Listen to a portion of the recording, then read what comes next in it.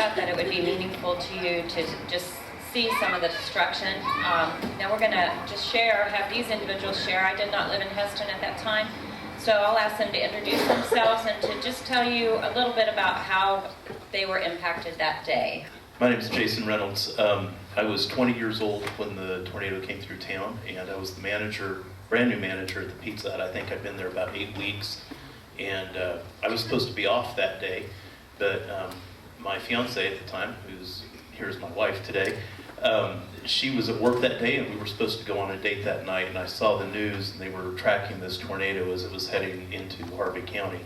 And we had a fairly new staff, and so I thought I should probably go in and make sure that everything gets handled okay, just in case something happens. But you know how we are in Kansas, we usually think that the warnings are there and there's not going to be anything to worry about. But I thought I would just go in and wait till the storm passed, and then we'd still go on our date that night. And about 5, speaking of ancient relics, I had a Walkman, which back then was about this big, and I was standing out in the parking lot listening to KFDI, and as I was listening to the radio, I noticed that the clouds were moving northeast, but the field behind me, all the debris started getting sucked the opposite direction, and I thought, oh, this is really going to happen. So we went in, and I got all of our customers and staff to go into the walk-in freezer, which was on the inside of the building at the time. And then we had about 7 or 8 of us that couldn't fit in there because that got packed in pretty tight. And so I grabbed everybody else and we went to the men's room toward the front of the store. As we were coming around the corner, there was a lady who had snuck in, and she was going to call her husband to let him know that she was okay on the payphone. And I just said, you can't do that right now, and grabbed her and threw her in the bathroom with us. And then we just started feeling the building shake. I was leaned up against the wall, and the walls behind my back just started vibrating like this. The door flew open on the bathroom, so I had to reach up and grab it. And I could hear the glass breaking out in the dining room. So I knew that we were getting hit pretty good at that point. And it seemed like it didn't take very long before it had moved right on through. And when I opened the door to the bathroom, the dining room was gone. The roof, there was still a little bit of the roof sticking out over the top of it, but where the walls were supposed to be and tables and chairs, there was nothing. In fact, the carpet was stripped off the floor. And where those walls were supposed to be, we saw sky. And so I was pretty concerned about everybody in the walk-in. And I went back there, and fortunately we were all okay. But some strange things had happened too. We had a cook who was, we had 2 cooks there that night, and they had both hung their aprons on the back wall of the kitchen.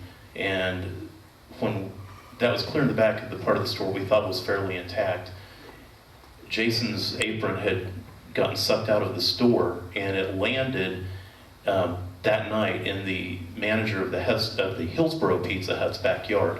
So she wound up calling me the next day and saying, I think I have one of your employees' aprons in my backyard. So it landed clear over in Hillsboro.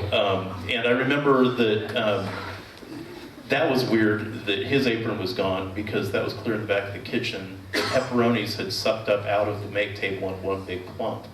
And, but yet on the counter that was clear at the front of the store, the waitress had just been getting ready to go take 2 drinks out to a table, and she had a tray with 2 drinks on it, and the straws were crossed around the Diet Pepsi so she'd know which one that was, and that was right where she had left it.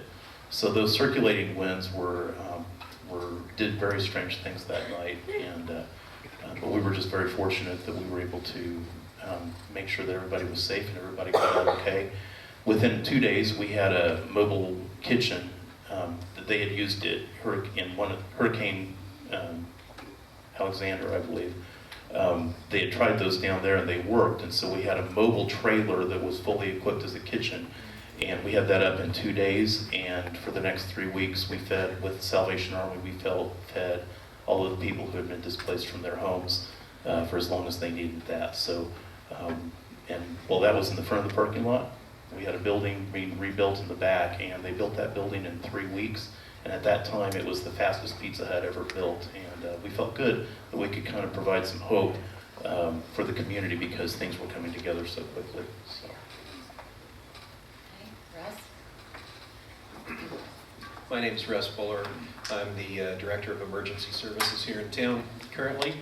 That particular day, my responsibilities as a volunteer firefighter and paramedic here in town were to facilitate the alerting of people in times of severe weather. And this event was one of those that was a little bit unusual because we had lots of warning. The tornado actually formed southwest of Hutch and was on the ground for, I believe, upwards of 120 miles on its entire path. What that did for us was it gave us time to prepare. We were activating the storm sirens 30 minutes before the tornado actually got to town, which gave people lots of warning. When the tornado was getting closer to town, myself and many of you know Dick Taves, he's a part-time custodian here. He was the EMS director at that time. He and I went out in my pickup and we actually located the tornado southwest of town to do some reconnaissance work, see where it was going, if it was going to stay on the ground, that sort of thing.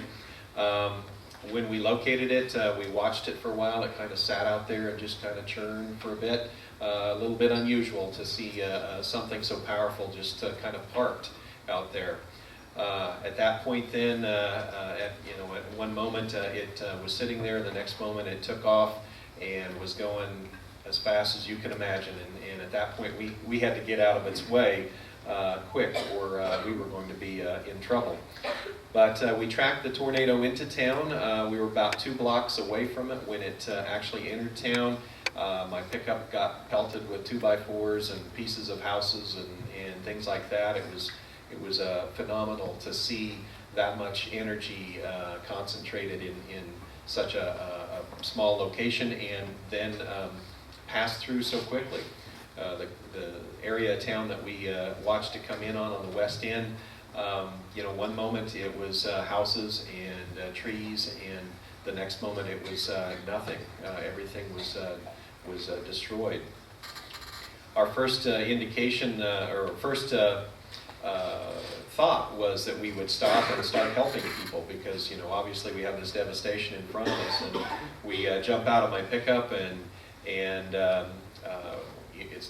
have you seen prairie dogs out on the prairie? They pop their heads out of the ground, and that's what it looked like to us. All these people coming out of their basements, just heads popping up everywhere. So we knew people were pretty good over there.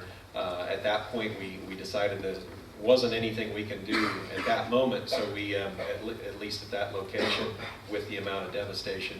So we moved on to the city offices and started to set up a command system for managing the overall disaster. But spent the next 3-4 days not sleeping, doing emergency response work. We had roughly 16 people injured in Hesston, and some serious. The interesting part of that was with the amount of devastation we had in town, no one was killed in Hesston. Now, on the total track of that tornado, there were 2 fatalities. There was a 7-year-old boy in Burton that was killed, and then a woman over by Gossel that was a fatality. But we were extremely fortunate that the tornado took the path that it did. Initially, it was lined up with the college, the villa, and the trailer park, which would have we would have almost been guaranteed some fatalities, maybe in the hundreds even at that point. So we were fortunate it took the turn that it did and took the path that it did. From an emergency response standpoint, it was many days before we got our operations back in order and everything working smoothly.